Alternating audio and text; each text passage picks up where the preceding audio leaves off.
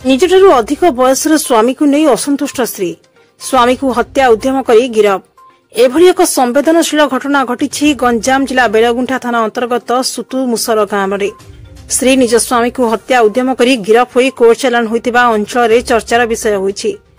बेलगुंठा थाना अंतर्गत सुतुमुसर ग्रामर गणेश दलई पुओ अमूल्य दलई एक मास तले सोरडा थाना अंतर्गत लाठीपड़ा गुड़ीपल्ली आकुल प्रधान झील वर्षा प्रधान सहित बह होता। लिखित एफआईआर प्रकार गत 21 तारिख दिन समस्ते रात्र भोजन सारी शोइबा परे वर्षा ता स्वामी अमूल्य को बाड़ीपटक शौच होगा बाहाना डाकिथिला।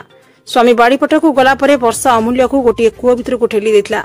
अमूल्य कूଅ भितर पड़ जाय चित्कार करिबारु वर्षा निकट रे पड़िथिबा इटारे अमूल्यर मुंड को लक्ष्य करी मारी आक्रमण करिथिला एवं लंबा बाउंश आनी ताकु ठेली कूअरे बुड़ाई मारी देवा पई चेष्टा करिथिला।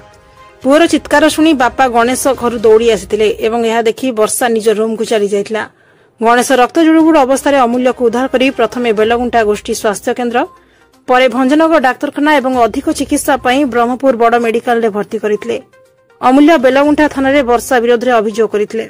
एतला को भित्ति करी बेलगुंठा पुलिस एक मामला रुजु करी एसआई अभय कुमार प्रधान घटनार तदंत करिथिले।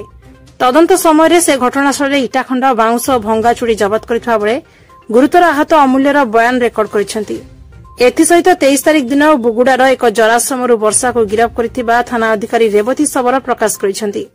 वर्षा जने गरीब परिवार झील होइतबा बेले विवाह को नहीं से खुशी नथिबा जणा पड़िछि।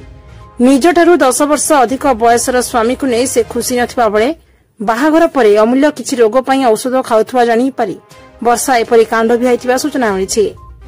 बेलगुंठारु शिवराम चौधरी को रिपोर्ट श्री न्यूज।